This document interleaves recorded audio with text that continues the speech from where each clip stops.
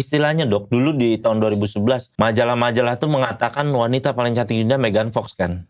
Itu istilah kalau kita lagi pakai dok, Megan Fox di depan kita gitu dok, mau meluk-meluk kita pasti bilang 5 huruf cabut. Oh di situ mah parah dok orang dok. Itu definisi orang pengen ke diskotik hari Jumat malam dia datang, Senin pagi dia pulang dok. Pak Ustadz di situ juga ya? Hampir setiap hari dok saya. Dan dok. salah satu peserta bukan cuma peserta juga yang ngejual juga salah satu. Saya tujuan saya, aduh gimana nih ntar malam bisa ke stadium lagi, begitu dok otaknya. Penjahat juga sholat ya? Iya dok. Waktu itu sempet ada pertikaian dok. Dia nggak mau diimamin sama orang ini dok. Kenapa? Gue nggak mau imamnya dia katanya. Dia kan maling kotak amal katanya gitu dok. Merasakan juga ujian jadi seorang mualaf tuh memang berat banget memang dok. Berapa lama sih Pak Ustadz kita diuji seperti itu Pak Ustadz? Allah Subhanahu Wa Taala cuma pengen tahu dok, kita fokus kepada ujian itu atau yang mendatangkan ujian. Itu aja dok kuncinya dok. Jadi kita dikasih ujian apapun dalam kehidupan dunia ini, Allah cuma pengen tahu kalau kita udah lulus ujian ini, kita fokus kepada yang mendatangkan ujian. Ke depan-depannya itu ujian tuh udah kecil aja.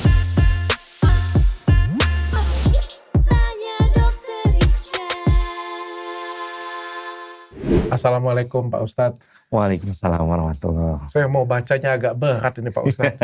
Ustadz Jojo pernah hidup di sisi gelap, terjerumus sebagai pengedar, menjalani hari-hari di penjara, dan merasakan titik terendah sebagai manusia yang kehilangan hara. Wah.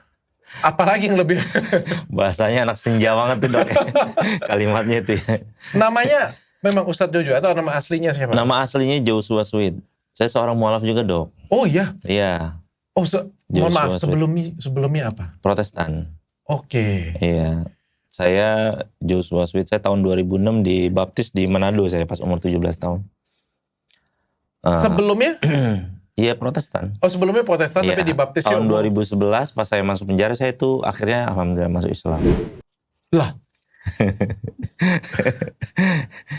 Akhirnya masuk Islam dok. Justru masuk penjaranya masuk Islam? Iya. Saya masuk Islam tuh di dalam penjara. Oh gitu? Iya betul. Kita bahas pelan-pelan kali ya. Kita bahas pelan-pelan kali ya. Ustadz Jojo ini orang Manado? Asli sih lahir di Jakarta. Cuma ayah saya orang Manado. Orang Manado? Iya. Sebadung apa dan senakal apa sih? Waduh. Boleh nggak? Iya. Lebih ke apa ya dok ya? Kayak saya udah pernah ngerasa di titik yang udah hidup tuh udah mentok gitu dok. Kayaknya udah nggak bisa nih saya gini lagi. Hampir tiap malam saya ke klub malam dok. Di daerah kota tuh, diskotik stadium itu kan terkenal banget dok. Di Jakarta? Iya. Oh oke. Jadi untuk bisa saya tiap hari kehidupan yang hedon gitu kan, party gitu-gitu. Kan di sana tuh kan orang lebih banyak tuh kan ekstasi kan, pakai kan. Ya sedangkan ekstasi waktu itu mahal kan. Jadi untuk nunjang itu ya saya jualan. Saya jadi pengedar gitu.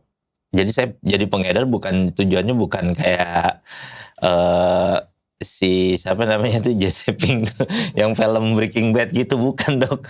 Pengen duitnya banyak atau enggak, saya pengen yang penting bisa happy lagi dengan uang itu gitu. Oh beli supaya bisa happy, supaya bisa setiap malam bisa ada di situ lagi. Iya, jadi saya nggak punya planning jualan biar beli mobil jualan biar bisa punya apartemen, nggak punya dok. Nggak punya planning gitu, yang penting saya bisa tiap hari aja konsumsi itu. Karena menurut saya waktu itu kehidupan yang paling menyenangkan, paling nikmat tuh itu tuh dok. Oh iya? Iya. Apa sih yang dirasain? Saya pengen tahu POV-nya ya, karena saya nggak pernah mengalami hal tersebut ya. Apa sih POV-nya pada waktu kita nakal? Itu kan kita tahu bahwa itu salah ya, menggunakan obat terlarang itu salah ya. Kenapa sih kita mau lagi? Ya karena menurut kita itu hal yang paling menyenangkan. Jadi kalau prinsip anak biasanya itu dok, dia akan mengatakan ya kalau yang nggak nyenengin dalam hidup tinggalin aja gitu dok prinsipnya. Jadi sesuatu yang nggak nyenengin udah tinggalin aja gitu. Jadinya kita harus hari-hari tuh nyari kesenangan gitu. Pokoknya happy. Iya pokoknya. Apapun yang terjadi. Iya prinsip saya sama teman-teman saya fun. Yang nggak nyenengin tinggalin aja katanya gitu. Gitu dok. Ada duit gak ada duit pokoknya fun kita. Iya. Ada duit kita happy sama-sama. Iya pokoknya nggak boleh ada sedih hidup gitu segala macam. Padahal misalkan kita pulang pagi gitu kan jam 8, jam 9 pagi gitu kan.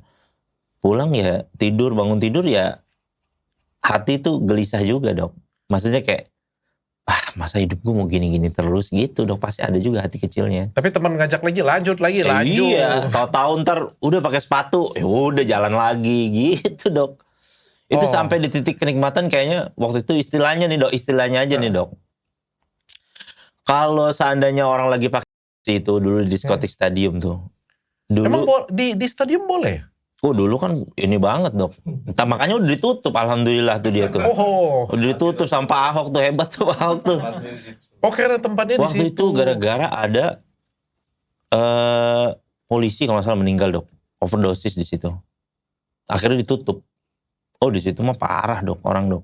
Orang itu definisi orang pengen ke diskotik hari Jumat malam dia datang, Senin pagi dia pulang dok. 3 hari. Jumat malam dia datang. Iya, Senin pagi dia pulang. Sabtu, Minggu, 3 hari. Iya, jadi dia cuma modalnya tuh dok, cuma tisu, ada tuh tisu yang wangi tuh, yang buat dulu kan ada tuh tisu yang merek-merek kayak Sorry Spalding gitu atau Gatsby gitu. Nah itu digini-giniin dok badan, terus minyak wangi sama Happy and White, udah itu aja modalnya. Jadi nggak mandi 3 hari. Ngapain dia di dalam? Di dalam udah orang nonstop musik, entertain dok, 24 jam.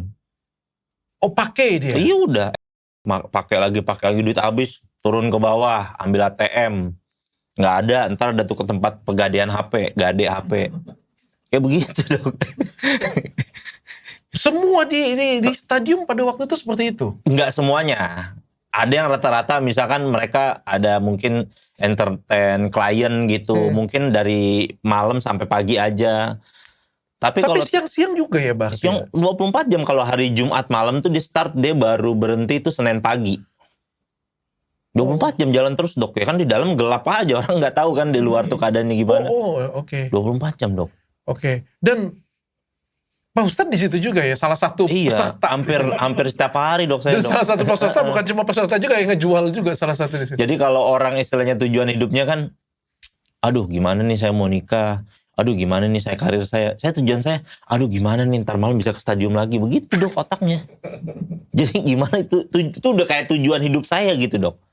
Sampai teman-teman saya bilang saya tuh gila dong. Saya setelah masuk stadium, welcome home. Saya begitu dok, kayak orang gila gitu. Jadi datang stadium, welcome home. Jadi teman-teman sekarang lihatnya kaget lah ya. Iya, jelas dok. Jelas setiap orang yang lihat saya itu pasti kaget banget. Lu kesambar apa? Iya, sampai ada beberapa saat sebelum saya ditangkap sama polisi itu teman-teman saya akhirnya tuh udah mulai menghindar sama saya karena ngelihat saya tuh udah keterlaluan gitu, udah terlalu jauh mainnya gitu, sampai jualan, sampai segala macem. Tapi jualannya mudah? Jualannya mudah dok.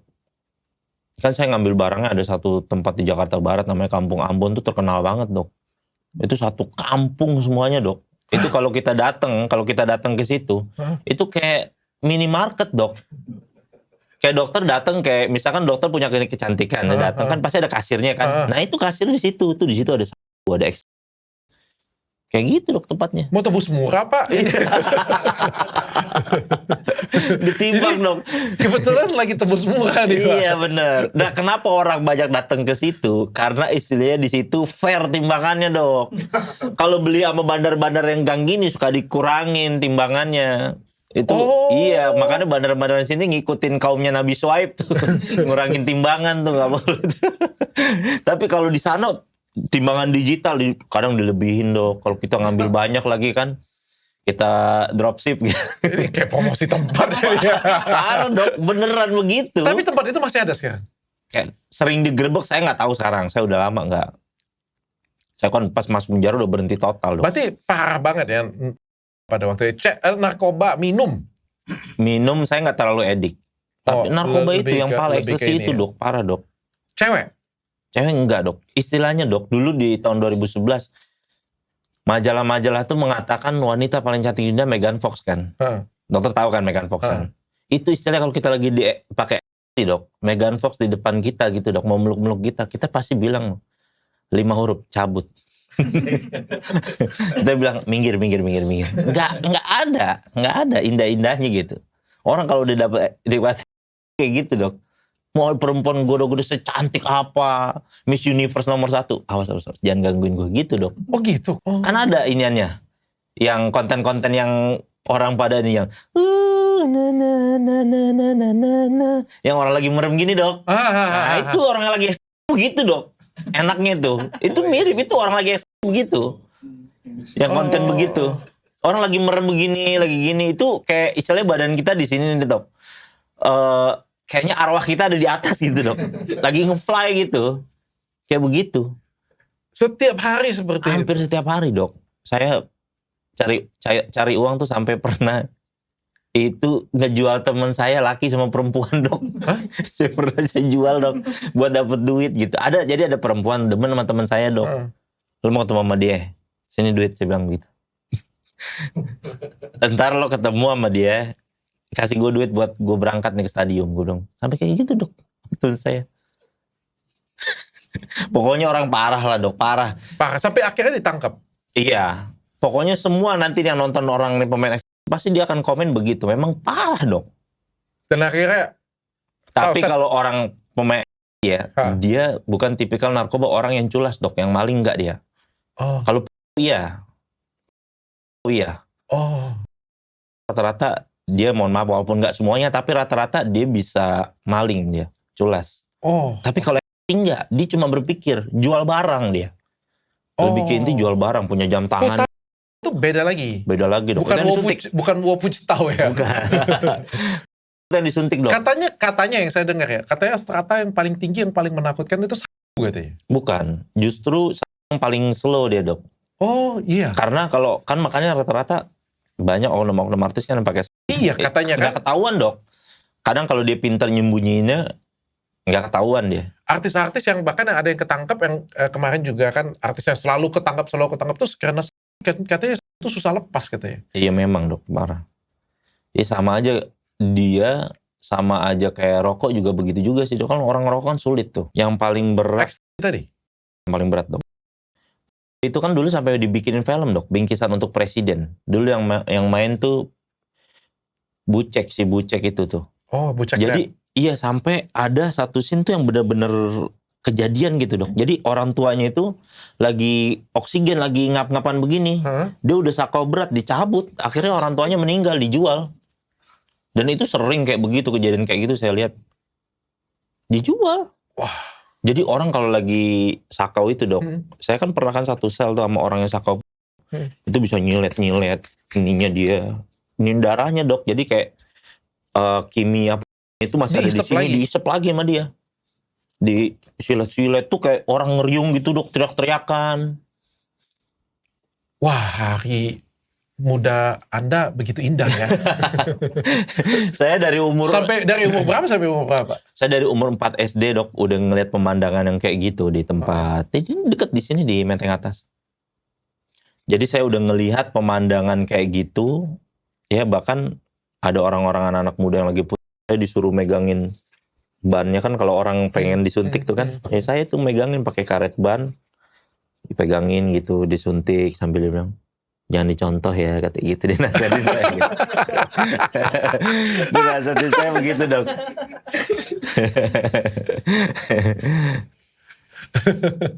Kayak gitu dok, parah dok kehidupan narkoba. Makanya saya bersyukur banget, saya kayak. Tapi nggak jadi kaya ya, putar-putar untuk beli lagi. Duit setan dimakan jin udah. Untuk beli lagi. Iya. Ketangkap kapan jadi? 2011. Kok bisa ketangkap? Ya itu dari kampung Ambon itu. Jadi saya sama teman saya berdua, sebenarnya ada razia. Jadi teman saya tuh panik dok. Panik kan dia, karena makanya terlalu banyak gitu kan. Makanya terlalu banyak, akhirnya dia panikan. Saya megang barang gitu, ada banyak banget barangnya. Terus pas saya lempar ternyata ada intel ngeliatin. Oke. Akhirnya ya udah. Ketangkap. Saya ketangkap. Berapa kali ketangkap?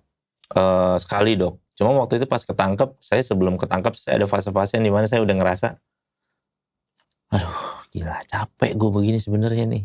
Kapan ya berhentinya gitu dok. Inilah kesempatannya ditangkap ya. Nah akhirnya pas ketangkap itu, saya tuh kayak orang tenang aja dok. Ya Polisi udah. tuh sampai kayak bilang, kamu nih residivis ya katanya. Biasanya kalau orang udah sering urusan sama polisi kan dia santai deh dok. Oh nggak panik sama sekali. Nggak panik saya. Makanya saya kalau urusan sama polisi agak profesional saya Dok. Tapi kan, mohon maaf ya, Iya, enggak tebus diri. enggak. Memang nggak punya duit atau memang nggak mau nebus diri?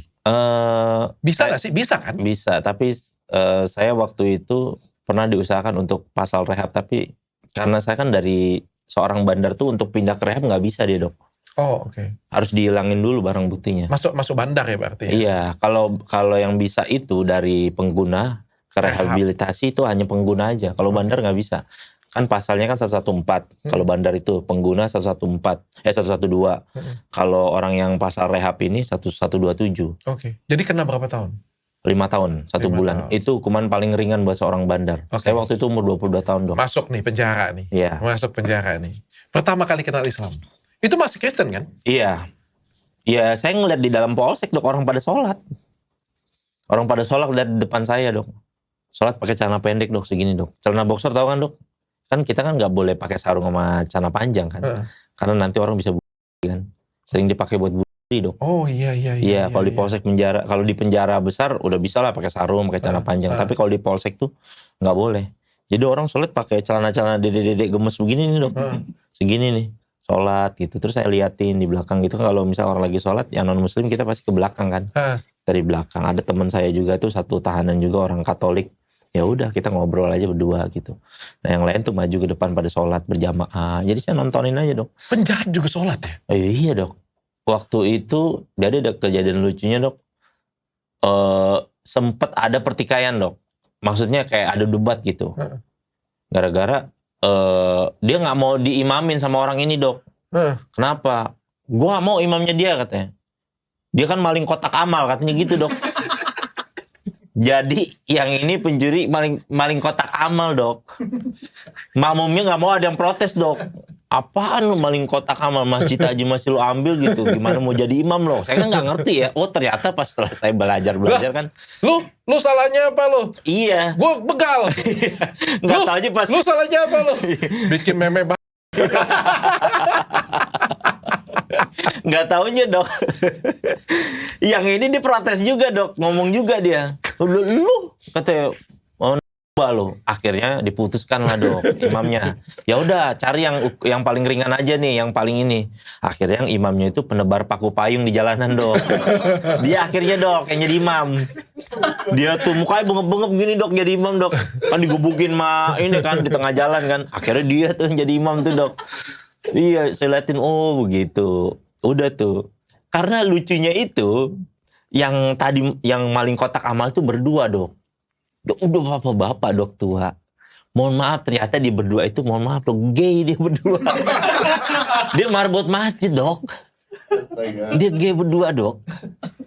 Taunya tuh gara-gara pas lagi yang satu ini yang suka jadi imamnya nih ngobrol gitu sama cowok lain, yang satu ngambek gitu Dok. Saya bilang, ya Allah, saya bilang, saya padahal bercita-cita pengen jadi bener, kenapa saya diliatin yang begini-begini, saya gitu Dok, karena Dok, ya Allah. Nah akhirnya udah yang jadi imam tuh si penebar paku payung di jalan Dok. Akhirnya ya udah dari situ saya ngeliatin orang sholat, terus saya mulai tertarik. Nah kenapa tertarik? Ya ternyata penjahat. Iya. Sama aja. Tapi Dok, orang ketika di dalam penjara itu Dok, ibadahnya tuh luar biasa Dok, khususnya Dok. Ya namanya orang lagi kena musibah, kena ini kan. Benar loh. Doanya itu apa nangis-nangis, saya kayak terkesan aja gitu Dok. Sampai hati saya tuh bilang, jangan-jangan ini nih yang jadi pertanyaan saya selama ini.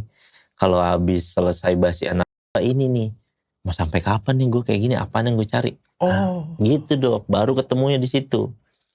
Nah akhirnya dari situ saya belajar tentang Islam di situ. Siapa yang ngajarin? Ya napi-napi juga Dok situ. Ilmu mereka tinggi ya? Ya lumayan Dok, kan ada yang kayak itu yang misalnya merbot masjid itu kan. Ya kan merbot masjid minimal dia suka pimpin pengajian lah kayak gitu-gitulah. Ya udah akhirnya saya belajar sama dia, belajar pertama kali kan saya belajar tentang sholat dulu Dok.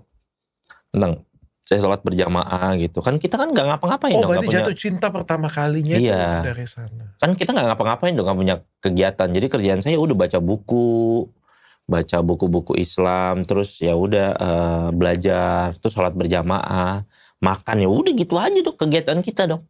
Apa yang buat Ustadz Jojo itu percaya dengan Islam? Menurut saya make sense aja dok. Islam itu udah ada pertanyaan saya pernah nonton film Clash of Titans dok. Clash of Titans itu tentang triloginya dewa-dewanya orang Olympus kan, Zeus, Hades sama si Poseidon. Saya tuh pernah dapat satu gambaran dok, ketika dalam satu scene filmnya itu si Zeus, Hades sama Poseidon, si Hades mengemukakan satu pendapat. Si Zeus bilang ini, Zeus kan pemimpinnya. Akhirnya nggak ketemu berdua dok, berantem berkelahi kan. Berkelahi, Poseidon bilang sama Hades, ini si Zeus kan dia bijak gitu, kenapa ngikutin. Enggak, si Hades tetap ngajak berantem sama Zeus kan. Saya mulai dari situ berpikir, oh ini penggambaran kalau Tuhan lebih dari satu begini berarti nih, saya bilang. Udah ada pikiran-pikiran kayak gitu tuh dok. Iya juga ya kalau Tuhan lebih dari satu. Begini nih jadinya, saya bilang agak repotnya nih. Yang satu punya keinginan ini, satu nggak punya ini. Nggak seneng ya pasti tengkar dong, ya kan? Okay. Begitu logika saya berkata seperti itu, sampai saya ketemu di Al-Quran. Setelah saya belajar ilmu tafsir Al-Quran, ada ternyata ayatnya dok. Allah Subhanahu Wa Taala sering memberikan tamsil perumpamaan tentang ini, kalau seandainya Tuhan tuh ada lebih dari satu seperti ini. Kalau kamu menyembah Tuhan selain Allah, coba kamu pikirkan punya peran apa terhadap penciptaan alam semesta. Jadi kayak Allah tuh kayak ngasih tahu, ya Mbok, ya kamu pikirin lagi kalau kamu nyembah Tuhan selain Allah. Bahkan Tuhan-Tuhan yang kamu sembah seru selain Allah tuh menciptakan satu alat pun nggak bisa. Kan Allah kasih tahu gitu kan. Itu kan seperti Allah ngajak kita berpikir dok. Ngajak kita pikir, iya juga ya, sampai saat ini nggak ada profesor dokter bilang saya pencipta lalat. Ya kan? Walaupun lalat itu istilahnya binatang yang kayaknya hina gitu dok kan, di tempat sampah dia. Tapi binatang yang hina itu pun nggak pernah ada satu manusia atau malaikat pun gitu dia bikin buku dia bilang saya pencipta lalat, nggak ada. Bahkan Allah Subhanahu Wa Taala tantang, bahkan dia menciptakan lalat pun nggak bisa. Jadi siapa yang pertama kali ngajarin Islam dan buat Anda jatuh cinta dengan? Akhirnya di dalam penjara tuh ada program santri, ada pesantren kilat dok. Jadi Kementerian Hukum dan HAM itu sering mengirim dai mubalik para ustadz itu dari Al-Azhar.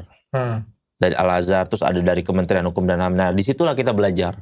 Oh, jadi program. Iya, jadi program dok. Belajar fikih dari dasar. Saya belajar dari Iqra dok. Belajar baca Al-Quran dari dasar. Ya, sekarang udah bisa? Ya alhamdulillah dok. Saya udah ceramah-ceramah luar negeri dok. Iya. Sampai sekarang saya masih tetap belajar dok. Sampai sekarang saya masih tetap belajar. Jadi artinya alhamdulillah saya mendapatkan bimbingan-bimbingan Islam dari ustadz-ustadz yang menurut saya sih alhamdulillah ngajarin saya banyak kebaikan, selalu fokus sama diri kamu gitu, dan selalu pikirin bagaimana dalam setiap amal kebaikan itu niatnya ikhlas karena Allah, kayak gitu-gitu dong. Harus buat program pergi ke penjara kayaknya ya. Orang-orang yang nggak ke penjara aja belum tentu tobat. Ini orang ke penjara betul, dok, susah tobat. Dok. Jangankan gitu dok, saya pernah ada salah satu imam di masjid di dalam itu dok. Waktu itu saya pernah ngobrol sama dia. Waktu itu awal tahun baru kayaknya. Itu imam posisinya dok, dia dipanggil ustadz lah gitulah, kayak segala macam. Ilmunya udah masya Allah. Itu aja dia bilang, hilaf gue semalam, neken gue katanya gitu. Ustadz dok. Ya saya ngeliatnya kan namanya manusia gitu. Artinya hal-hal yang kayak gitu sebenarnya menurut saya itu bukan sebuah celaan atau apa. Justru jadi pelajaran, cambukan buat saya. Itu yang kelasan ustadz saya nggak selamat loh. Karena alhamdulillahnya semenjak saya masuk penjara sampai sekarang, saya nggak pernah pakai dok. Alhamdulillah saya berhenti ngerokok. Pernah pengen pakai lagi nggak? Pernah waktu ketika bebas dok. Kalau dokter tahu ITC Ambassador sini. Itu dulu kan di bawah ada Carrefour tuh, ada pasar swalayan kan. Nah di atasnya itu ada sering orang jual VCD sama DVD dok. DVD bajakan. Nah dia sering nyetel musik progresif kayak Stadium gitu dok. Jadi pas kalau saya tahun 2015 tuh saya bebas tuh, dengar musik itu bulu kudus saya sih masih merinding dok. Mancing. Iya, jadi kayak suges saya itu masih timbul. Nah pas saat itu saya memutuskan saya langsung masuk pondok pesantren lagi dok. Saya masuk pondok pesantren. Bukan beli beneran. DVD ya? Bukan. Karena saya merasa kayak, wah ilmu gue belum nyampe nih gini. Saya merasa begitu dok. Tapi saya di dalam penjara dok, saya sampai berdoa dok. ya Allah nih kalau saya pulang, saya bakal balik lagi ke stadium nih, lebih baik ditutup. Doa saya dikabul, Coba Dok. kita benarkan coba ya. Kalau kita benarkan ya. Tapi kan dalam Al-Quran nggak ada kan pasal ini. Iya Ada kagak nggak? ada memang, Dok. Jenis-jenis yang lain ini sering pertanyaan. Cuma kan saya sering bertanya juga dulu sama ulama. Berarti boleh dong Pak Ustadz. Oh enggak juga. Kayak juga. Kan katanya segala sesuatu Yang memabukkan. ya, itu kan bukan Ya memabukkan. Homer. Kalau memabukkan kan alkohol kan. Tapi kalau hilang ini juga dia, Dok. Dia kan kayak ngefly. Jadi kalau orang lagi ekstasi, dia ngelihat layar HP aja buram dia, Dok. Ngeblur dia. Itu bisa sampai keadaan kayak gitu. Terus Ya kita benarin lah Pak Ustadz, kita pembenaran lah, kan nggak ada ditulisannya di situ. enggak, Dok. Buruk itu suatu yang buruk banget, Dok. Oh nggak boleh itu. Soalnya kehidupan yang dijalani seorang tuh dalam dunia kayak gitu, wah pokoknya ntar bakal. Tapi Pak Ustadz sendiri nilai ada keluarga. ngebenerin diri sendiri ya? Kan nggak ada tulisannya di sini. Enggak. Kayak kalau Dari awal saya tahu itu buruk. Dari awal saya tahu itu memang Islam ngelarang itu gitu. nggak ada kangen mau pakai lagi ya. Alhamdulillah sih nggak ada saya, Dok. Nah makanya ketika waktu itu bulu kuduk saya merinding, saya langsung ke pesantren, Dok, di Balik Magetan, lagi. di Jawa deh, Dok. Saya masuk pesantren umum yang diajar oleh kiai kayak gitu-gitu. Nah akhirnya saya belajar di situ, belajar lagi. Bu, ini kan dulu kan dari nakal ya, badung, bahkan pengedar ya. Bisa tobat, kenal Islam, bisa ibadah aja kan sudah syukur ya sebenarnya. Tapi ini berbalik nih. Bahkan jadi pendakwah kita bilang kayak gitu. Saya semenjak pertama kali masuk Islam, dokter kan juga kan seorang mualaf juga. Dokter pasti ngerasain seperti ada cahaya kan di hati dokter kan. Seperti ngerasa tuh dapat sesuatu yang nggak pernah dokter rasain kan. Iya. Kayak ada cahaya gitu. Nah saya yang pertama kali saya ucapkan, ya Allah saya mau mendakwakan Islam ini ke seluruh dunia. Itu udah ucapan saya dari awal, Dok. Oh. Jadi saya pengen, karena saya tahu banyak manusia yang punya latar belakang kayak saya, Dok. Pengguna narkoba, orang main judi online dan lain sebagainya ini.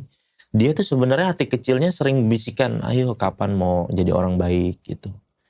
Makanya saya merasa saya punya tanggung jawab gitu, ingin memberitahu nih jalannya bagi orang-orang gini. Saya nggak pernah ngajak mereka, ayo tobat, lu ikut ngaji sama gue, enggak. Saya mengarahkan silakan, kalau rekomendasi Ustadz ngaji silakan. Saya kadang-kadang mau ngaji, mau ke siapa? Kayak mau ke Ustadz Khalid, silakan. Mau ke Habib ini silakan, mau ke Ustadz Hadi Dayat silakan. Karena menurut saya itu seperti etalase Shopee aja, Dok.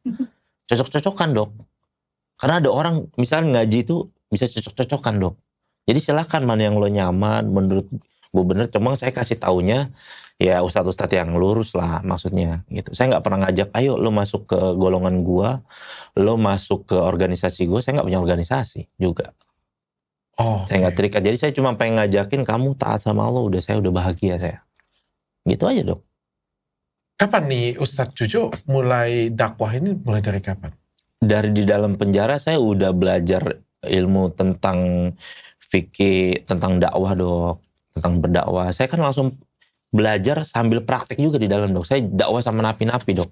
Oh. Jadi saya di dalam penjara itu, Dok, ada di tempat Mapenaling. Saya udah biasa kayak dikasih ilmu praktek tuh ceramah di depan 300 orang. Saya ngasih tahu, tapi yang saya kasih tahu itu hanya hal yang sifatnya ngajak orang beribadah, tobat. Susah nggak sih? Tapi banyak orang yang bilang, lu aja dulu ngedar, lu aja dulu geleng-geleng. Ya alhamdulillah enggak sih, Dok. Alhamdulillah enggak sih. Mereka kayak ngerasanya, ya malah justru mereka seneng, Dok, kalau didakwain sama saya, Dok. Karena ada ustadz-ustadz yang datang dari luar, dalam penjara, ngomong, pokoknya kita hidup di dunia ini sabar. Sering tuh, Dok. Ustadz sabar-sabar, sini masuk penjara dulu, rasain, baru ngomong sabar. Begitu, Dok, serius. Itu banyak orang ngomong nih, Ustadz nih dari luar nih memang paling bisa kalau nasihatin sabar. Lo sini tukeran sama gua, katanya gini 10 tahun nih gue, kata gitu. Coba lo ngomong sabar sini. Nah ketika kita juga as a napinya itu, Dok, warga binaan itu, dakwah sama mereka ya udah klop gitu. Jadi mau ngomong apa? Mau bilang suruh rasain, nah ini kita kan sama-sama rasain nih gitu. Istilahnya, Dok. Oke. Jadi alhamdulillah agak nyambung dan saya tahu lah. Akhirnya pas saya pulang dari penjara pun, saya masih ngabdi tuh, Dok, di beberapa lapas datang untuk tausiah. Ternyata saya bilang ujian yang paling berat nanti kalau kamu udah pulang ke rumah, saya bilang. Oh iya, bukan kenapa? di sini. Iya, ajakan teman-teman tuh luar biasa, Dok. Saya udah pakaian kayak gini aja, teman saya masih sempet-sempetnya, Dok, nelpon. Ayo dong, ntar malam ke Kemang ya, gue ulang tahun, katanya gitu, Dok. Saya bilang, mohon maaf nih, saya bilang. Nggak boleh ngucapin selamat ulang tahun. Bukan itu Bukan. dong. Tampilan saya udah kayak gini. Saya bilang, udah nggak apa-apa lu minum Coca-Cola aja deh katanya gitu. Atau minum mineral gue sediain, ayo dong gue pengen banget lo dateng. Nggak, nah, thank you. Gue bilang gue udah enough sama dunia kayak gitu, udah cukup. Udah kayak gitu dong. Cukup ya. Kita pengen bahas yang lain ya. Kita pengen bahas yang Iya lain dong. ya. Oke, kita sudah cukup masa lalu dan kita lihat sosok yang luar biasa. Saya pengen tahu pandangannya. Pak Ustadz, saya kan juga mualaf ya. Iya. Saya juga mualaf ya. Di satu sisi saya melihat Islam itu indah banget, luar biasa. Betul dong. Aku bahkan setiap kali ketemu dengan guru, aku ngomongnya selalu bergetar sih, selalu ngomong seperti ini sih. Aku bahkan selalu jatuh cinta berkali-kali, bahkan dengan guru satu, guru lainnya, aku selalu belajar Islam tuh luar biasa lah. Betul dok, betul. Aku sedih sih sebenarnya, tapi aku ngerasa di luar sana yang mempraktekannya selain guru aku kayak gitu punya, anco banget Pak Ustadz. Betul dok. Kenapa bisa seperti itu? Contoh ya. Kita sama-sama tahu nih. Bentar ya, saya tenangin hati saya dulu. Contoh kita sama-sama tahu nih, bahwa meramal kan nggak boleh Pak Ustadz. Tapi begitu ada yang meramal Pak Ustadz, semuanya ikut-ikutan. Semuanya ikut like, semuanya ikut posting, bahkan semuanya ikut nebak Pak Ustadz. Sekarang saya ngelihatnya saya sedih. Saya yang ilmunya kerendahan, atau saya ilmunya ketinggian, atau saya ngerasa sok ketinggian ilmu saya, atau mereka yang kagak beres sih sebenarnya Pak Ustadz. Jadi memang sama dok, kita rata-rata, mungkin teman-teman tahu, para mualaf tuh rata-rata punya sifat kritis di dalam hatinya. Karena rata-rata orang yang mau masuk Islam tuh, dia punya banyak pertanyaan-pertanyaan yang muncul dalam kehidupan dia. Pasti dokter akan ngalamin itu kan. Nah dulu sih nggak pernah ngeliat role model orang Islam tuh yang bener siapa. Kalau saya ngeliat orang Islam dulu paling bener, menurut saya dok, Agim doang tuh dok. Itu juga before sebelum dia nikah lagi gitu kan. Iya kan? Setelah nikah lagi diomongin di ini kan gitu segala macam, saya bilang. Tapi ternyata setelah saya kan dulu nggak tahu gitu kan. Ya mohon maaf, kadang-kadang orangnya ujung-ujungnya syahwat lagi orang Islam begitu kan ujungnya. Ternyata setelah baru belajar namanya orang nggak tahu dok. Ya kan namanya orang nggak tahu. Itu sebenarnya lebih salahnya kepada orang-orang yang tahu tuh kenapa nggak memberikan tahu Islam dengan baik. Sehingga orang kayak dulu saya nih, saya kalau ngeliat orang pakai celana cingkrang aja kayak gini dong. Saya dulu teman SMA saya bilang, bau mercon begitu. Karena kan tahu orang stigmanya Islam tuh teroris. Islam itu ngebom, ya kan? Saya pernah dok, dulu guru SMA saya kan sekolah negeri dok. Guru SMA saya kan kita kalau non muslim, kalau di sekolah negeri, kalau pendidikan agama Islam masuk, pasti guru yang kita non muslim keluar dong dok. Kita belajar ada pendeta gitu yang datang di perpustakaan sama. Ya pernah dok guru agama Islam masuk ngeliat saya gini, kafir keluar loh katanya gitu. Digituin saya dok. Coba bayangin tuh dokter tuh. Jadi kadang-kadang itu mereka itulah yang kadang-kadang. Iya dok yang bikin jelek Islam. Makanya saya selalu bilang sama teman-teman yang mau mualaf gitu, jangan lihat Islam as a personalnya, jangan. Masalahnya terlalu banyak. Iya memang dok, itu karena mereka jauh daripada ilmu pemahaman Al-Quran begitu dok. Kalau mau lihat Islam, lihat Al-Quran. Ada yang pakai hijab tapi kelakuannya kayak, mohon maaf Pak Ustadz, dan aku tidak tertuju pada siapapun nih kayak gitu ya. Pakai hijab tapi kelakuannya itu benar-benar nggak menunjukkan bahwa dirinya berhijab. Ada yang wah, aku tuh melihat, aku sebagai mualaf tuh miris sebenarnya kita melihat teman-teman yang Islam tapi menuduh orang lain tanpa ini. Tutur katanya itu jahat sekali. Kadang-kadang kita baca di kolom komentar itu sangat menyakitkan. Padahal selama aku belajar Islam dengan guruku, aku nggak pernah dapat pelajaran Islam itu seperti itu. Islam itu indah. Betul. Islam itu memaafkan. Islam itu ikhlas. Islam itu membimbing. Islam itu tuh ngebantuin orang, mengarahkan orang. Aku nggak pernah melihat Islam itu menjatuhkan orang. Betul. Itu dari guruku ya Pak Ustadz. Tapi kenapa pada kenyataannya yang kita lihat fenomenanya tuh nggak seperti itu. Tapi mereka Islam Pak Ustadz. Iya. Itu biasanya tabiat atau watak yang mereka ciptakan itu, satu karena nggak mendapat bimbingan atau dari guru yang benar dok. Yang kedua, mereka itu sering melakukan dosa-dosa atau mereka tuh melakukan sebuah kefasikan gitu, sehingga hati mereka gelap, nggak tahu memandang orang yang baik, bahwa bagaimana harus bersikap begitu. Makanya saya dulu selalu belajar dok tentang agama Islam, selalu bersumber dari Al-Quran dan sirah kehidupan Nabi SAW dan para sahabatnya dok. Gitu. Makanya salah satu ustadz yang paling sering saya dengar tuh Ustadz Khalid itu dok. Karena dia selalu menceritakan tentang kehidupan Nabi Muhammad SAW dan para sahabat. Kenapa? Karena mereka lah orang yang hatinya bersih dok, ngajarin akhlak-akhlak yang baik. Dari situlah kita belajar dok, bagaimana cara maafin orang lain gitu dok. Jadi kayak ada seorang sahabat Nabi itu yang bikin saya ini dok, yang bikin saya tersentuh. Salah satu ceritanya tuh namanya Ammar bin Yasir radhiyallahu anhu. Dia rumahnya kemalingan dok, ada maling datang. Terus dia kan punya penjaga khodim gitu kan dok, dia punya khodim penjaga. Terus ditangkaplah maling ini, katanya luar biasa durjana kamu ya, katanya mencuri di rumahnya sahabat Nabi katanya. Kayak istilahnya kita nyolong di rumah Imam Istiqlal, gimana perasaannya dok? Ya kan, kayaknya ini orang bejat banget gitu, Imam Istiqlalnya rumahnya masih dicolong gitu kan. Ini sahabat Nabi, kayak gitu diibaratkan. Kamu mencuri di depan sahabat Nabi, saya bawa kamu ke Ammar bin Yasir radhiyallahu anhu, sahabat. Udah kata Ammar bin Yasir, udah biar urusan saya, udah kamu sana pergi. Jadi marah Ammar bin Yasir, udah sana nih urusan saya, sana pergi. Terus udah pergi, khodimnya dia tinggal berdua, ditanya, apa yang kamu ambil? Ini barang ini. Kata dia apa? Saya halalkan buat kamu, saya hadiahkan buat kamu. Dan saya gak akan cerita aib kamu ini, mencuri kamu ini, supaya Allah Subhanahu wa ta'ala jaga aib saya di hari kiamat, kata dia. Jadi begitu indahnya gitu dok, sahabat Nabi tuh, dia gak mau ceritain ada orang maling. Kamu gak akan saya ceritain kamu seorang maling sama orang-orang. Udah kamu pulang kan. Barang yang kamu ambil buat kamu. Silakan. Kayak begitu dok. Islam yang saya belajar ini Islam yang kayak begini. Jadi mengajarkan saya tuh, saya gak pernah mau benci orang, hina orang. Sedih saya dengar ceritanya Pak Ustadz. Iya dok.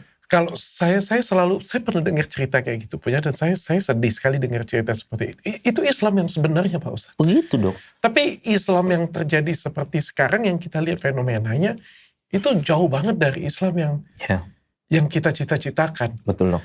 Islam yang nuduh orang, Islam yang kasar ngomongnya itu Muslim ya. Saya ngomong Islam ya, Muslim yang kalau nggak mati kita jangan pada berhenti nih pokoknya kayak gitu. Bener. Pokoknya kalau kita katain kita sampai mati nih. Seneng banget. Pokoknya kalau misalnya ini enggak, kita cari kesalahan yang lain. Kita cari lagi ini yang lain. Pokoknya kita harus aku ngelihatnya dan saling menghakiman satu sama lain. Bukan agama kasih, bukan agama cinta. Aku ngelihat lama-lama kayak gini punya kadang ya Pak Ustadz ya, aku tuh ngerasa kadang-kadang patah hati. Jadi kayak ada satu sisi tuh kayak bener gak ya? Apa jangan-jangan salah ya gue ini ya? Tapi pas ketemu guru-guru atau kita ngobrol seperti ini punya, enggak. Gue gak salah. Ini bener nih. Ini paling bener nih. Ketemu dengan guru-guru yang lain lagi, dengan Ustadz Felix, dengan siapa-siapa, Ustadz Khalid kayak gitu punya. Saya ngerasa, tapi ketika lihat mereka, aku ngerasa kayak, nah mungkin kalau saya dengan Ustadz Jojo kan kita punya banyak privilege lah mungkin ya, ketemu dengan orang-orang yang luar biasa ya. Tapi kan mereka kan yang nonton mungkin, nggak semuanya kan punya privilege itu. Betul. Yang mereka lihat berarti teman-teman yang saya lihat ini kayak gitu punya. Betul. Sehingga akhirnya mereka ini, lah itu kan boleh. Ya gue juga. Buat seperti itu, aku balas lagi. Akhirnya jadinya chaos seperti sekarang. Betul dong. Tapi yang paling kita harus pahami, saya merasakan juga ujian jadi seorang mualaf tuh memang berat banget memang dong. Dan itu memang semua sahabat Nabi itu yang ketika masuk Islam, ujiannya mereka kan ada yang dipenjara sama keluarganya, ada yang semua hartanya diambil, hidupnya miskin gitu, ada yang sampai keluarganya tuh pengen ngebunuh dia kayak gitu. Jadi semua ujian yang kayak begitu alhamdulillah saya lewatin dong. Dan saya yakin, karena ketika saya membaca Al-Quran dan saya yakin innallaha la yukhliful mi'ad, dan Allah gak akan pernah ingkar janji. Kalau kamu pasti bisa ngelewatin ujian ini, entar pasti tahu caranya ke depannya tuh ngadepin ujian kehidupan. Makanya di kata guru saya dulu ahli tafsir Al-Quran tuh dok, ada satu surat yang diturunkan secara langsung. Kan kalau surat-surat dalam Al-Quran itu kan secara berangsur-angsur, Dok. Surat yang pertama yang turunkan Iqra bismi rabbikal ladzi khalaq kan. Surat Al-Alaq itu pertama kali 5 ayat aja, Dok. Yang lain-lain tuh nanti ntar pindah lagi sampai terakhir surat Al-Maidah kan. Ada satu surat namanya surat Yusuf, Nabi Yusuf. Cerita tentang Nabi Yusuf, Dok. Itu diturunkan ketika waktu itu sahabat Nabi diboikot 2 tahun kurang lebih, Dok, sama orang-orang kafir Quraisy. Gara-gara mereka nggak mau kembali kepada agama mereka. Jadi semua makanan mereka bilang, kalau ada yang mau jual makanan kepada mereka, kami beli berapa kali lipat. Jadi pedagang nggak ada yang mau jual. Mereka kelaparan hari-hari, Dok. Sampai ada, ya Rasulullah, bila mana tiba datangnya ujian ini, engkau kan berdoa sama Allah, bisa aja nih diangkat ujian ini. Kata Nabi SAW, bersabarlah, katanya. Sesungguhnya ujian-ujian umat terdahulu, ya, ada yang tubuh mereka sampai dipotong-potong demi mempertahankan keimanan Islam, kata Nabi. Bersabarlah. Makanya karena ketika ujian musibah itu berat, Dok, 2 tahun, mereka sampai kayak sahabat Bilal tuh ada makan daun aja, Dok. Jadi dikasih satu, dihibur sama Allah lewat surat Nabi Yusuf. Cerita tentang Nabi Yusuf, pertama dijanjikan bahwa dia akan jadi seorang nabi mulia sama ayahnya. Nggak taunya dihianatin sama saudaranya sendiri, dicemplungin ke sumur. Habis itu dijual jadi budak. Habis itu kehidupannya jadi lebih baik. Diangkat sama anak raja. Dia raja Mesir kan, orang pemerintahan Mesir. Ketika dia udah gede, diuji lagi sama perempuan, sama istrinya. Ya kan? Terus udah begitu, saudara-saudaranya yang ngezolimin dia, akhirnya dikembalikan lagi sama dia. Tapi di akhir ceritanya Nabi Yusuf itu Allah Subhanahu wa taala ngasih tahu. Berapa lama sih Pak Ustadz kita diuji seperti itu, Pak Ustadz?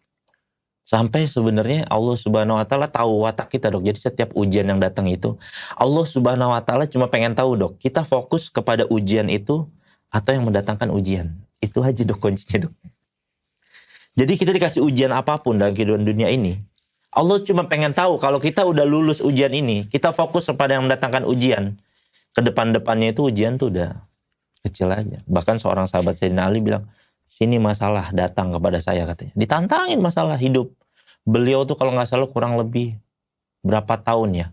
Jadi di zaman beliau tuh khotib-khotib tuh menghina beliau. Bayangin, Dok. Jadi orang khotib Jumat menghina sahabat Nabi. Sayyidina Ali dikata-katain, Dok, Sayyidina Ali. Ini orang yang melawan hukum Allah segala macam. Coba bayangkan. Padahal sahabat Sayyidina Ali itu orang yang dijamin masuk surga. Makanya saya ada satu pegangan nih, Dok. Dokter bisa ambil ilmu ini. Ini pegangan yang sangat kuat, Dok. Ada muridnya Al-Imam Syafi'i. Imam Syafi'i ini ulama yang sangat terkenal, Dok. Bilang, wahai Imam, itu ada orang yang ngejelek-jelekin kamu, fitnah-fitnah kamu. Ya, orang itu. Dia suka fitnah kamu, sering jelek-jelekin kamu. Apa kata Imam Syafi'i? Alhamdulillah, katanya. Mohon maaf, saya nggak bisa kasih apa-apa, katanya. Kata Imam Syafi'i, Allah Subhanahu wa taala maha sempurna. Allah Subhanahu wa taala aja yang maha sempurna difitnah punya anak, Dok. Allah kan difitnah sama orang-orang Bani Israel. Uzair, ada Nabi Uzair tuh jadi anaknya Allah. Difitnah punya anak Allah. Nabi Muhammad SAW, manusia yang paling sempurna, nggak pernah berbohong seumur hidupnya. Itu aja difitnah sama keluarganya, sama pamannya si Abu Lahab dan Ummu Jamil istrinya, juga tetangga-tetangganya orang di kampung dibilang majnun, orang gila, dibilang tukang sihir, ya kan, dibilang penipu, tukang bohong. Terus katanya, saya ini siapa? Muhammad bin Idris Syafi'i ini siapa? Kalau Allah aja nggak selamat dari mulut manusia, Nabi Muhammad manusia sempurna nggak selamat dari mulut manusia. Terus saya mau berharap saya selamat dari mulut manusia, katanya. Jadi satu hal yang nggak mungkin dalam kehidupan kita dunia ini, kita selamat dari mulut manusia itu hal nggak mungkin, loh. Pasti aja ada orang tuh yang fitnah kita, yang julid sama kita, yang mencari tajasus. Dalam Islam tajasus namanya mencari-cari kesalahan orang lain. Itu jangankan menggibah, memfitnah, tuh dosa besar. Tajasus aja dalam Islam, kita mencari-cari kesalahan orang lain. Bahas yang lain aja lah, Pak Ustadz. Aku sudah mau nangis beberapa kali sudah. Jadi itu artinya ya mungkin dokter punya dapat ilmu juga banyak dari Ustadz Felix, Ustadz Khalid gitu kan. Tapi ini ilmu yang saya dapat juga, artinya saya ingin sampaikan juga. Mudah-mudahan bermanfaat kan buat. Jadi artinya siapapun kita dalam kehidupan dunia ini, kita nggak akan pernah bisa selamat dari fitnah dan omongan manusia, itu nggak akan pernah bisa. Tapi nggak semudah yang Pak Ustadz sampaikan sih. Bahkan Betul. saya aja dengan semua bimbingan guru, dengan semua jalan yang saya punya aja, nggak semudah itu saya melewati. Berat dong memang dok.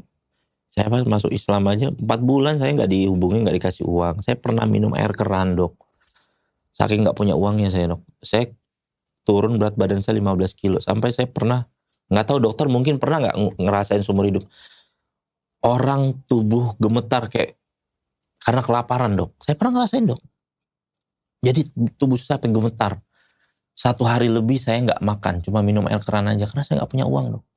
Dan Islam mengajarkan saya belajar untuk tidak meminta-minta kepada manusia. Saya belajar untuk gak jadi orang punya mental peminta-minta dok. Alhamdulillah saya nggak pernah seperti itu. Nah. Tapi kalau di fitnah, diserang, ya sama yang muslim pernah ya. Dan ya. Oh kita next Pak Ustadz. Pak Ustadz. Saya pengen tanya kayak gini Pak Ustadz. Ini ya kita sudah topik tadi kan sudah tentang Pak Ustadz ya sendiri ya. Terus kita ngelihat fenomena Islam sekarang juga bagaimana ya. Terus ada satu lagi nih sekarang nih Pak Ustadz. Kita ngelihat teman-teman banyak beberapa orang yang juga jelek ini menggunakan agama sebagai jualan Pak Ustadz. Bukan menggunakan agama sebagai jualan ya saya melihatnya ya. Ada oknum-oknum Betul. yang merusak. Jadi oknumnya tadi oknum yang bukan pemuka agama nih.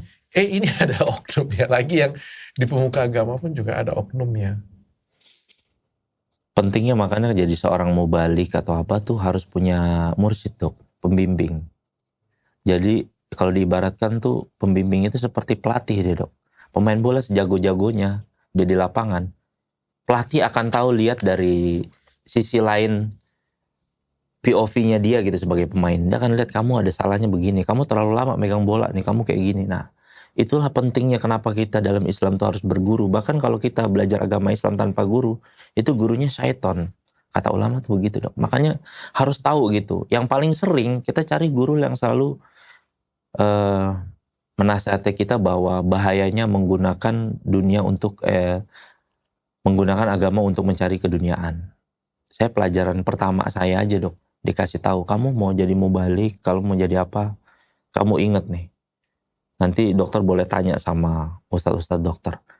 Yang pertama kali masuk neraka itu dok, bukan orang pezina dok, bukan orang pemain judi, bukan orang pembunuh. Yang pertama kali masuk neraka itu adalah orang alim, hafiz Quran dok, yang menggunakan agamanya tidak ikhlas kepada Allah Subhanahu Wa Taala. Yang pertama kali dalam sebuah riwayat hadis dok, ada 3 golongan. Jadi seorang alim, orang ini ustadz, kiai, gus, habaib, siapapun dia, pertama kali nih. Yang kedua tuh seorang yang mujahid berperang di jalan Allah, dia supaya dibilang jagoan. Yang ketiga orang ahli sedekah. Yang sedekahnya cuma pengen dibilang, oh ini orang baik, orang dermawan. Tapi yang pertama kali dimasukin ke neraka sama Allah tuh ini. Kenapa? Pas ditanya sama Allah, engkau dikasih ilmu agama begini. Ya Allah, saya gunakan untuk mencari keridhoanmu, saya ngajar. Enggak. Kamu nyari dunia di situ. Kamu gak ikhlas karena aku. Jadi saya dari awal aja dapat pelajaran kayak gini. Waktu Nabi SAW di-mi'rajkan, ngelihat ada manusia digunting-gunting dok, bibirnya. Dijelaskan di situ siapa? Ini para dai mubalik selama hidup dunia, ngasih tahu jarkoni istilahnya dok. Tapi dia sendiri. Iya, dia cuma bisa ngasih tahu tapi nggak ngelakoni gitu. Saya dari awal aja ditakut-takutin gitu dok. Jadi kalau dapat mursyid tuh yang nakut-nakutin kita. Tapi kalau sama orang kasih tahu yang baik. Kamu belajar agama, Masya Allah, barang siapa yang memudahkan langkah kakinya ke majelis ilmu, Allah Subhanahu Wa Taala akan mudahkan kakinya masuk ke dalam surganya Allah Subhanahu Wa Taala. Kalau untuk orang awam, kalau untuk orang belajar agama, takut-takutin dok. Mesti begitu tuh, guru yang baik begitu. Kamu ingat, kalau kamu nyari agama, nyari dunia dari agama kamu, hati-hati kamu. Semua amal kamu akan hilang di dunia ini, semuanya sia-sia. Dari awal saya udah digituin dok. Jadi kalau saya mencari naudzubillah gitu, mencari dunia tuh dengan kedok agama gitu, mendingan saya nggak beramal sama sekali gitu loh, daripada saya jadi orang yang muflis gitu, bangkrut. Sekarang keluarga seneng nggak, bangga nggak jadi ya? Alhamdulillah sih dok, bangga dok, senang di mana-mana. Ya tau lah, udah diundang masuk TV kayak gitu-gitu. Sebenarnya nggak pernah terpikir juga dok sama saya dok. Saya nggak pernah, bahkan saya dulu cita-cita saya nggak mau jadi orang terkenal dok. Tapi saya selalu dikatakan sama guru-guru saya itu, ada satu hal yang kamu nggak bisa. Kamu punya kehendak, kamu nggak pengen jadi orang terkenal, tapi Allah pengen kamu jadi orang yang terkenal. Ya mungkin ada pesan yang pengen dikasih supaya banyak orang yang bisa diajak jadi lebih baik kali ya. Alhamdulillah sih dok, sampai saat ini sejak saya podcast, alhamdulillah kurang lebih mungkin 7 orang jadi mualaf dok, saya mualafkan. Jadi alhamdulillah saya merasa bersyukur kepada Allah. Saya ngasih tahu mereka karena mungkin mereka melihat juga dari sisi yang sama juga dalam diri mereka gitu. 7-7-nya itu pakai semua. Oh enggak, macem-macem dong. Saya enggak tanya kayak gitu, mereka langsung tanyanya ke saya, langsung mau masuk Islam. Alhamdulillah nih insya Allah dalam minggu depannya ada 3 orang kurang lebih dong. Mereka tuh minta saya untuk jadi saksi kayak gitu-gitu. Langsung datang, Pak Ustadz saya mau belajar Islam. Ada yang ikut bimbingan sama saya secara private. Ustadz saya minta waktunya, saya mau belajar secara langsung. Ini Pak Ustadz gabung dengan apa ya? Green Boy. Iya. Wan Choi, Gofar Hilman dengan, wah ini komedian semua ya. Itu teman-teman lama saya semua dok. Teman-teman mereka juga pakai juga? Wan Choi sama Bandar sama kayak saya dulu, tapi udah tobat. Gofar gue pernah ketemu ya Gofar. Iya, Gofar Hilman. Iya. Kalau Gofar Hilman nggak pernah pakai narkoba. Nggak pernah ya? Nggak. Si Riko Lubis jual dia doang atlet. Dia mau jual juga bener, bandar dok, bandar velg dia. Velg mobil dia.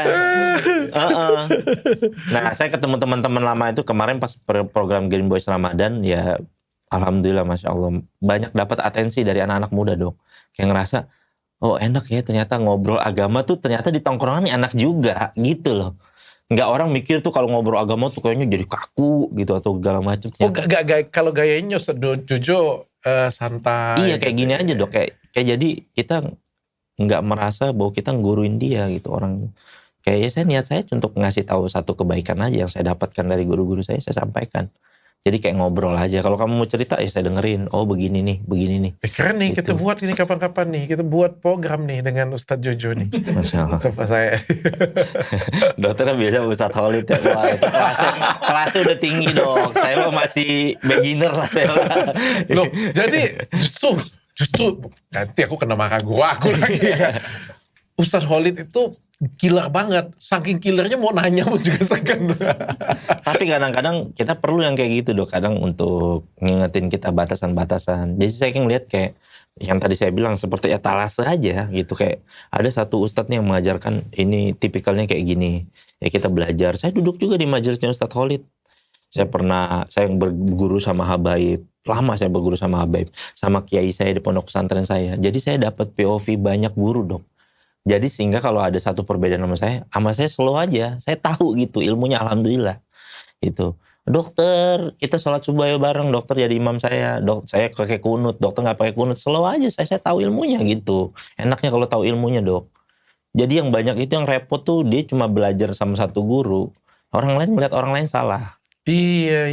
Ini agak repot dok. Makanya enaknya tuh. paling benar lagi. Iya betul. Makanya sahabat Nabi tuh bergurunya tuh banyak dok. Sama Nabi sendiri. Sama Siti Aisyah. Sama istrinya Nabi berguru. Lewat balik hijab. Kayak gitu dok. Jadi dapat POV lain gitu. Oh begini. Jadi banyak dok. Lebih luas aja cakrawala agamanya dok. Kalau saya membahasakannya lebih dewasa aja dok. Dalam bersikap agamanya itu. Iya. Dengan banyak ya dapat banyak ilmu jadi lebih kasanahnya jadi lebih luas lebih lebar lagi. Betul ya. dong. Sama sih saya juga sih. Makanya saya beraniin diri. Ini kan kita download tahun ini kita download dengan Ustadz Khalid Basalamah ya. Gak pernah kepikir aku mau Ustadz Khalid sumpah. Karena kan kalau misal dengan Ustadz Jojo kayak gini kan kita ngobrol aja kan lebih mudah nyambung ya kayak gitu kan karena anak muda kan. Dengan Ustadz Felix Xiao kan nanya kan gue pokoknya nggak pakai filter nanya.